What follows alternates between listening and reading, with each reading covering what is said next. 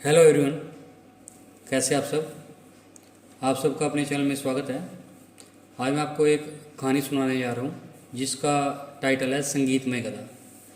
ये कहानी पंचतंत्र की कहानियों में से ली गई है जिसके लेखक हैं पंडित विष्णु प्रसाद शर्मा। तो चलिए शुरू करते हैं। एक धोबी का गधा था। गधे का नाम था उद्धत। वह दिन भर कपड़ों के गट्ठर इधर से उधर ढोने में लगा रहता था। धोबी स्वयं कंजूस और निर्दयी था। अपने गधे के लिए चारे का प्रबंध नहीं करता था, बस रात को चरने के लिए उसे खुला छोड़ देता। निकट में कोई चारगाह भी नहीं थी। शरीर से वह गधा काफ़ी दुर्बल हो गया था।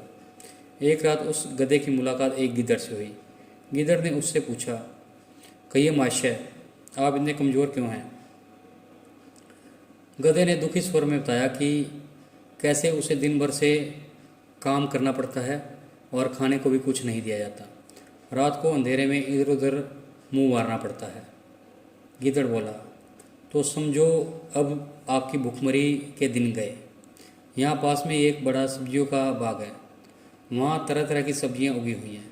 खीरे, ककड़ियाँ, गाजर, मूली, शलगम और भी बहुत तरह की सब्जियाँ हैं। मैंने बाग तोड़कर एक जगह अंदर घुसने का गुप्त मार्ग बना रखा है।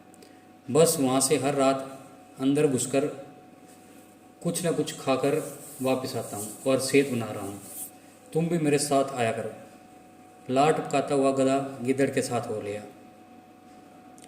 बाग में घुसकर गधे ने महीनों के बाद पहली बार भरपेट खाना खाया।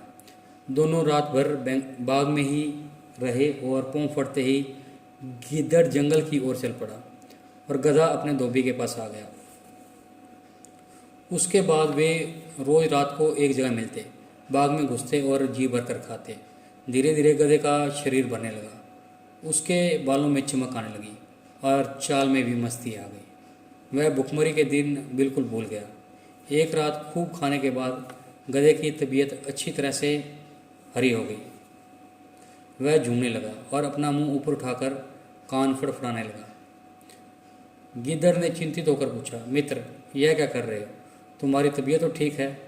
गधा आंखें बंद करके मस्त स्वर में बोला, मेरा दिल गाने का कर रहा है। अच्छा भोजन करने के बाद गाना चाहिए। सोच रहा हूँ कि मैं ढैंचू का राग अलापूं। गिद्दड़ ने तुरंत चेतावनी दी, न ऐसा न करना। गाने वाने के चक्कर मत चलाओ। यह मत भूलो कि हम दोनों यहाँ चोरी कर रहे हैं। मुसीबत को न्योता मत दो। गधे ने टेढ़ी नज़र से गिद्दड़ की ओर देखा और बोला, गिद्दड़ भाई, तुम जंगली हो। संगीत के बारे में तुम क्या जानो? गिद्दड़ ने हाथ जोड़े, मैं संगीत के बारे में कुछ नहीं जानता, केवल अपनी जान बचाना चाहता हूँ। तुम अपना बेसुरा राग लापने की जिद छोड़ दो, उसी में हम दोनों की भलाई है।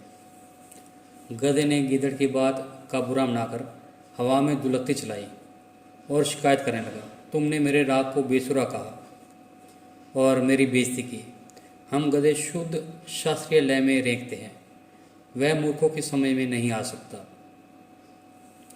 गिद्दड़ बोला, गधे भाई, मैं मूर्ख जंगली सही, पर एक मित्र के नाते मेरी सलाह मानो।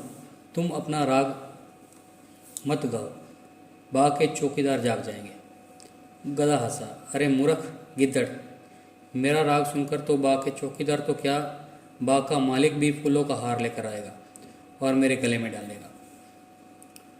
गिद्दड़ ने चतुराई से काम लिया और हाथ जोड़कर बोला, गधे भाई, मुझे अपनी गलती का एहसास हो गया है। तुम महान गायक हो।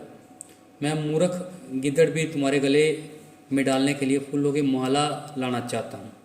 मेरे जाने के 10 मिनट बाद तुम गाना शुरू कर दो, ताकि मैं गायन समाप्त होने तक फूलों की माला लेकर आ सकूं। गधे ने गर्व से सहमति में सिर हिलाया। गिद्दड़ वहाँ से सीधा जंगल की ओर भाग गया। गधे ने उसके जाने के कुछ समय बाद मस्त होकर रेंकना शुरू कर दिया। उसके रेंकने की आवाज़ सुनते ही बाग के चौकीदार जाग गए और उसी की ओर लठ लेकर दौड़े जिधर से रेंकने की आवाज़ आ रही थी। वहाँ पहुँचते ही गधे को देखकर चौकीदार बोला, यही है वह दुष्ट गधा जो हमारा बाग चर रहा था। बस सारे चौकीदार डंडों के साथ गधे पर पिल पड़े। कुछ ही देर में गधा पिट पिट कर अधमरा हो गया। इस कहानी से हमें सीख मिलती है कि अपने शुभ चिंतकों और हितैषियों की नेक सलाह न मानने का परिणाम बुरा होता है। तो आपको ये कहानी कैसी लगी? अगर कहानी पसंद आई तो वीडियो को लाइक कीजिए, शेयर कीजिए और चैनल को सब्सक्राइब कीजिए और बेल वाला बटन ज़रूर दबा दें ताकि हम ऐसे कोई और कहानी डालें तो उसकी नोटिफिकेशन आपको मिल जाए। Thank you.